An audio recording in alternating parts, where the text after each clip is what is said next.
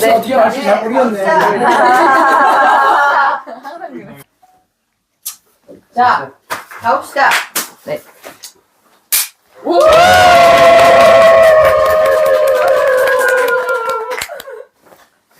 네, 목사님, 오늘은 교회와 교회를 이끄시는 영적 지도자들에 대한 질문들을 준비했는데요.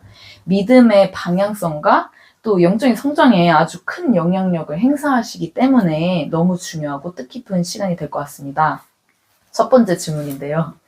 교회를 선택할 때 저 같은 경우는 과거에 집 근처에 있는 교회, 좀 가까운 데를 따라가서 교단 확인하고 이단 아닌지, 그리고 저 분별력도 없으면서 설교 들어보면서 성도들 젊은 사람 있나, 또 성도들 많은가 보면서 하나님을 믿는 곳이면 다 은혜가 있겠지, 이런 생각을 하면서 대충 좀 선택했던 것 같아요. 근데 그러면 안 될 것 같거든요. 어떻게 해야 하나님이 기뻐하시는 교회를 선택할 수 있을까요? 원래 교회의 목적이 당연히 천국 가는 백성을 양육하고 예수님의 제자를 배출하고 영혼구원 사역인 예수님의 지상 명령을 행하는 곳이죠. 그 목적으로 하는 건데, 사람들은 내가 원하는 교회는 어떤 교회일까? 일단은 너무 소규모 교회 가면 피곤할 것 같으니까 대형교회 위주로 가면 안 피곤하게 하잖아. 그리고 설교가 일단 쫀득쫀득 은혜로워야 될 거 아니에요. 그리고 또 시설이나 이런 것들이 또 어느 정도 내 수준에 맞춰져야 되잖아. 주차장 시설도 잘 돼 있고 냉난방 시설이나 그런 교회는 대부분 대형교회고, 당연히 교단도 얘기하면 다 알만한 대형 교단이고, 그렇게 해서 선택을 해요. 근데 그런 교회를 다니게 되면 담임 목사가 내 교인이 누구지 알지도 못해. 그죠? 뭐 수천 명, 수만 명 되는데 엘리베이터에서 안녕하세요 목사님 그러면 예 그렇지만 누군지 알 턱이 없지.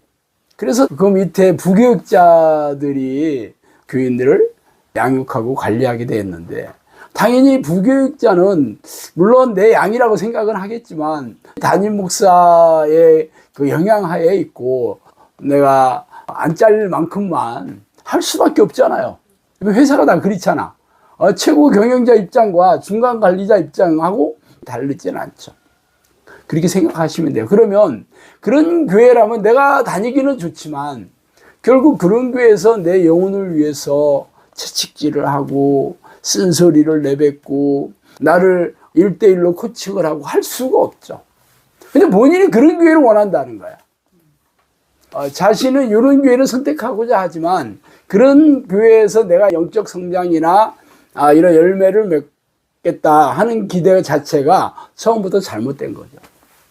그러면 뭐 교회가 작더라도 상관없다, 아니면 뭐 건물이 허접해도 상관없다, 목사님이 스펙이 대단하지 않더라도 상관없다, 나는 그런 교회를 찾아서 거기서 내가 예수님의 그 제자가 되고 영적 성장을 도와주는 교회를 찾아가면 되겠다.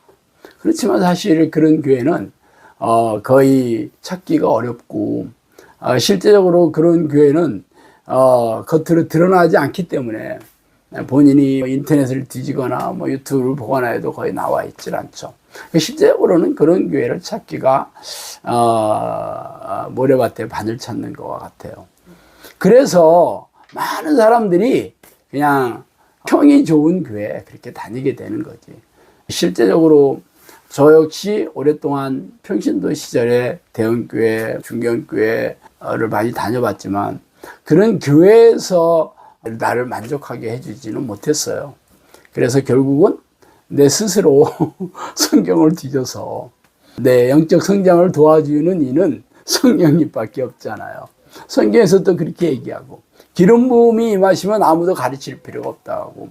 예수님께서 진리의 영이 오시면 진리로 너희를 이끄신다고 했는데, 그런 성령의 인도하심을 받아서 살 생각은 안 하고 어떤 교회 안에 들어가서 목사님의 설교를 잘 듣고 거기서 은혜 받고 교인들하고 친교를 나누고 거기서 평안하게 신앙생활을 하겠다라고 생각했기 때문에 내가 원하는 생각과 실제적으로 내가 구체적으로 찾는 교회는 전혀 맞지 않습니다.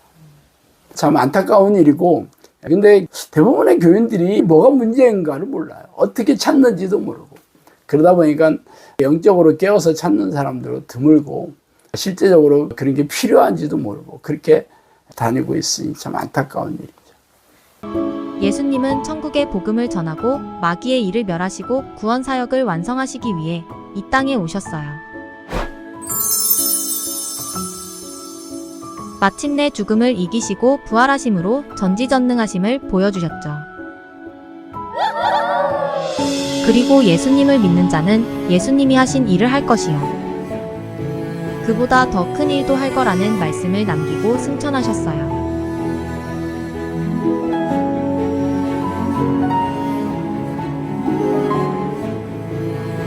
예수님께서 공생의 기간 동안 하신 주된 일은 귀신을 쫓아내고 병을 고치는 것이었어요. 전심으로 기도하여 성령이 오시면 권능을 받아 우리도 예수님처럼 초대교회의 제자들이 한 일을 해야 하지 않겠어요? 크리스천 영성학교는 성령의 명령으로 설립되었고 귀신을 쫓아내고 고질병과 불치병을 치유하고 사람들의 삶의 문제를 해결하면서 영혼을 구원하는 사역을 명하셨기에 현재까지 열매로 증명하며 사역을 진행하고 있어요. 그 사역의 열매들을 한 권의 책에 담았어요.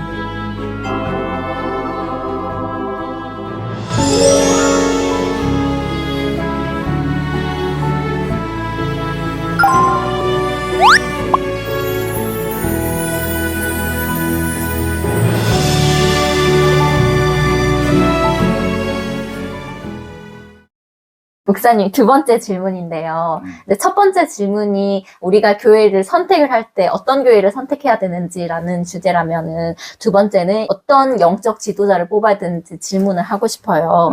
요즘에 많은 교회들이 목사님 학벌을 보거나 해외에서 공부를 했으면 더 높게 쳐주거나 아니면은 설교를 잘해서 쫀득쫀득하고 은혜로운 설교를 하면은 뽑게 되는데, 성경에서 말하는 하나님이 기뻐하시는 영적 지도자는 어떤 모습인지 말씀해 주시면 좋을 것 같습니다. 쉽지 않은 얘기이긴 한데, 성경에서 말하는 지도자는 말 그대로 성령의 사람을 얘기하는 거죠. 예수님께서 그 12 제자들을 3년 반 동안 동고동락하면서 제자로 양육했잖아요. 그렇지만 예수님이 십자가에 돌아가시자 다 도망갔어요. 그래서 예수님께서 부활하시고 40여일 동안 제자들과 같이 또 얘기를 하시면서 승천하시기 전에 뭐라고 하셨냐면, 너희들은 예루살렘을 떠나지 말고 하나님이 약속하신 성령을 기다리라. 그래서 그들은 마가 요한의 다락방에 올라가서 무려 열흘 동안 성령을 간절히 찾는 기도 끝에 성령이 임재한 사건이 바로 펜테코스트 사건이라고 얘기하죠. 그 다음에는 제자들이 180도 변했죠. 그들은 예루살렘 성전에 머물면서 그 당시 유대인들에게 설교를 하잖아요. 찾아온 사람들에게. 그 사람들이 찾아온 것은 뭐 베드로나 뭐 사도들의 설교를 듣고 해서 찾아온 게 아니고, 그들이 성령의 능력으로 귀신을 쫓아내고 병도 고치고 장애도 회복시키고 그러니까 수많은 사람들이 찾아왔어요. 그랬을 때 베드로가 그들을 향해서 아주 기가 막힌 얘기를 하죠. 회개해서 성령을 선물을 받으라, 이 얘기를 하잖아요. 왜냐하면 그 유대인들이 충동질을 해서 로마의 그 분봉왕을 비롯한 정치 지도자들에게 결국은 예수님을 십자가에 못 박게 충동질을 해서 실제적으로 그렇게 예수님을 죽였는데, 그 죽인 예수가 바로 하나님의 아들인 그리스도라고 얘기한 거죠. 그러니까 유대 교인들이 얼마나 마음이 심쿵했겠어요. 그래서 회개하고 성령을 선물로 받으라 하면서 그들에게 성령이 내주하는 기도 훈련을 시키는 거죠, 당연히. 그래서 그들이 떡을 떼며 간절히 기도하기 힘썼다라는 내용이 사도행전 2장이 나오잖아요. 그래서 그 당시에 사도들은 교회 지도자였죠, 당연히. 그 당시 이제 초대교회를 설립하는 지도자들의 어떤 능력으로 했겠어요? 성령의 능력으로 보여줘야 되는 거죠. 그리고 성령이 동행하는 영적 그 습관을 가르치고 훈련시켰어요. 그래서 빌립 집사나 스데반 집사와 같은 성령의 사람들이 초대교회에 나타나기 시작한 거예요. 그러니까 성령의 사람이 성령의 사람인 제자를 기를 수가 있습니다. 근데 현대교회는 그냥 3분짜리 영적 기도를 하면 성령이 내 안에 들어오신다 라고 가르치고 주일 성수를 하고 각종 희생적인 교회 봉사를 하는 게 하나님이 기뻐하신다. 그리고 사람들을 데려다가 교회 의자에 앉혀서 등록을 시키고 예배를 듣게 하면 전도해서 영혼 구원하는 거다. 이렇게 가르치고 있잖아요. 성령의 능력이 나타나지도 않고 성령의 열매가 맺히지도 않는데도 불구하고 다 구원받은 하나님의 백성이 되겠다. 우리 선포하잖아요. 성경에 있는 초대교회에 나타난 지도자들과 현대교회 지도자들은 이게 엄청나게 차이가 나는 거죠. 그래서 이 시대에 진짜 교회 지도자를 찾겠다면 성령이 함께하는 지도자를 만나야 되고 그게 말로만 떠드는 게 아니라 그 열매로서 증명돼야 되는 거죠. 성령의 열매라면 성경에서 두 가지를 콕 집어서 얘기하는데 갈라디아서 5장에 9가지 이게 거룩한 성품으로 드러나는 거와 또 성령께서 들어오시는 목적이 영혼구원 사역에 위해서 들어오시는 거잖아요. 귀신을 쫓아내고 질병을 고치면서 귀신의 권세에 사로잡혀 있는 영혼들을 구해내서 하나님의 나라로 돌리는 이 사역을 하는 영적 지도자를 찾아야 되는 거죠. 근데 안타깝게도 이런 지도자들이 거의 보이지 않는다는 게 사실이에요. 그런 지도자들이 뭐 전혀 없겠어요. 그런 지도자를 아주 발품을 팔아가면서 인터넷을 뒤져가면서 확인을 해야 되는데 그런 지도자를 만나야 성령의 사람이 되고 성령의 열매를 거둬요. 예수님을 밤중에 찾아왔던 니고데모 얘기 잘 아시잖아요. 물과 성령으로 거듭나야 하나님의 나라를 볼 수 있다 그럽니다. 성령이 사람이 돼야지 천국에 간다 그렇게 얘기하잖아요. 그렇지만 성령의 증거나 변화나 능력이나 열매가 없는데도 그냥 성령 안에 있어 이렇게 가르치고 있는 게 현대 교회가 우리가 마주한 이게 차가운 현실이거든요. 그래서 지금 현대 교회는 무능하고 무기력한 믿음으로 서양 사람들로부터 조롱과 멸시를 받아서 점차적으로 교회가 지금 쇠락해 가고 있잖아요. 그렇지만 하나님은 지금이라도 말씀과 기도로 하나님을 전심으로 찾고 쉬지 않고 성령을 구하는 자들에게 찾아오셔서 그 안에 천국이 이루어지고 이 사람을 통해서 주님의 몸된 교회, 그리스도의 몸된 교회를 만들고 싶어 하십니다. 뭐 드물기는 하지만 그런 교회를 찾아가야 되고 그런 영적 지도자들을 찾아서 초대교회와 똑같이 귀신을 쫓아내고 병을 고치고 기도와 말씀으로 하나님을 만나는 성령의 사람을 양육하는 그런 지도자를 만나야 됩니다. 어떻게 만나냐고요? 찾고 찾으면 만나는 거죠. 찾고 찾으면. 목사님, 그럼 이제 세 번째 질문을 드리고 싶은데요. 목사님께서 이제 성령의 능력이 있는 성령의 사람을 영적 지도자로 모시고 있는 그런 교회, 그리고 우리가 거룩한 예수님의 신부가 되기 위해서 영적인 채찍질을 하고 우리를 코칭해주는 그런 교회에서 양육되어야지 우리가 정말 천국 갈 수 있는 거잖아요. 근데 사실 이 성령의 능력이라고 하거나 성령의 역사라면 너무 포괄적이에요. 왜냐하면 사람들이 나는 그런 능력이 있는 지도자다라고 주장을 하거나 나는 방언을 받았으니까 난 성령의 능력이 있고 임재되어 있다 이렇게 주장해버리고 안 들으려는 분들도 많아요.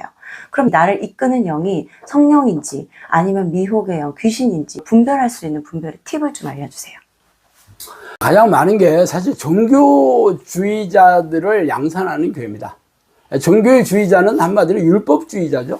율법주의자는 율법의 행위들을 잘 지키면 이게 잘하는 거다 생각했듯이 지금 교회에서 요구하는 예배의식에 참석하고 11조를 드리고 희생적인 교회 봉사를 하고 교회에서 시키는 대로 새벽기도 나오고 이런 것을 잘하면 구원받은 하나님의 백성이고 뭐 천국에 가면 상급이 많다고 가르치는 교회가 종교주의자들을 양육하는 교회죠. 실제적으로 하나님의 뜻을 행하는 게 아니고 그냥 행위, 그런 종교적인 행위를 통해서 자기 의와 자기 만족과 자기 자랑을 하게 하는 거예요. 잘하고 있다고 생각하죠. 실제적으로 천국에 가는 자들은 애통해 하는 자들, 마음이 가난한 자들, 늘 의에 줄이고 목마른 자들, 이런 자들이 가는 건데, 그런 사람들은 자기 의와 자기 만족에 가득 차서 부족하지 않아. 라오디게의 교회가 그렇잖아요. 너희들이 믿음이 부여하다 않아. 실제적으로 너는 지금 헐벗고 벌거벗었다라고 얘기하고 안약을 발라봐라 이렇게 얘기하잖아요. 그래서 이런 교회, 종교주의자를 만드는 교회는 종교적인 행위만 하면 잘했다가 하는 교회예요. 두 번째는 은사를 강조하는 교회가 많이 있죠.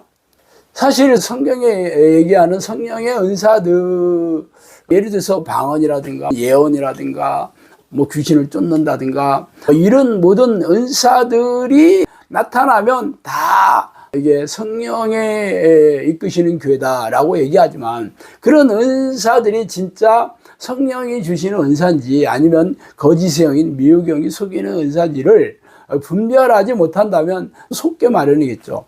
가장 많이 특히 방언의 은사들을 사람들이 방언만 하면 다 성령이 임하신 증거라고 가르치지만, 평생 방언을 했어도 성령의 능력도 없고 성령이 함께 하신 증거도 없고 열매도 없는 사람들이 대부분이거든요. 그럼 당연히 이 방언이 성령으로부터 왔는지를 점검을 해야 되는데, 열매도 없는데 방언만 하면 다 성령으로부터 왔다는 것 자체가 얼마나 이게 비성경적이에요. 그리고 성경에서 말하는 방언은 전부 외국어 방언이고 늘 새로운 방언, 새 방언을 말해야 된다고 하는데, 이거는 외국어 방언도 아닌데다가 평생 그냥 무슨 뜻인지 알 수 없는 한 음절을 반복하는 사람도 많이 있잖아요. 근데 실제적으로 그 방언이 진짜인지 가짜인지를 떠나서 성령님이 주시는 방언이었다면 성령이 사람이었을 텐데, 이 사람의 삶을 통해서 사역을 통해서 영혼 구원 사역의 열매가 맺히고 있는지 거룩한 성품으로 변화가 있는지를 봐야 되는 거죠. 그 다음에 귀신을 쫓는 것도 축사를 하면 소리를 지르고 뒤집어지고 이러면 귀신이 다 나갔다 그렇게 얘기하는 분들도 많이 있잖아요. 그렇지만 귀신이 나갔다면 온전하게 다시 온전한 정신으로 돌아와야 되는데, 집에 가면 또 반복하고 있어요. 그러면 또 들어왔다 그래. 이건 나간 게 아니에요. 귀신이 나간 것처럼 속이는 거라는 걸 모르기 때문에 그렇습니다. 예언의 은사도 마찬가지죠. 예언은 사실 미래에 일어날 일을 얘기하는 거고, 성령께서 직접 교회 지도자나 본인에 대한 신앙에 대해서 점검하는 건데, 요즘 무슨 예언의 은사를 훈련시키거나 예언 은사들이 있다는 사람 얘기 들어보면 전부 격려나 덕담이나 내 딸아 사랑한다, 앞으로 잘 될 거야, 이런 진리를 알 수 없는 얘기들로 아주 도배를 하고 있습니다. 성령께서 만약에 내 딸아 사랑한다 그러면 하나님께서 사랑을 하는 자는 사랑을 입어야 되는데, 내 삶을 보면 하나님의 사랑을 입는 게 전혀 없는데 말만 하면 내 딸아 사랑한다, 내가 너를 앞으로 축복해 주겠다, 뭐 어쩌겠다, 이렇게 얘기하는 데는 다 거짓의 예언이라고 보시면 됩니다. 성령께서 하시는 예언은 말한 그대로 성취가 돼야 되고, 이게 성령이 하시는 건지 미혹의 영이 하는 건지 그 말이 그 말 같고 이 말이 이 말 같은 믿음, 그런 얘기는 성경이 하시질 않습니다. 성경을 보세요. 성경을.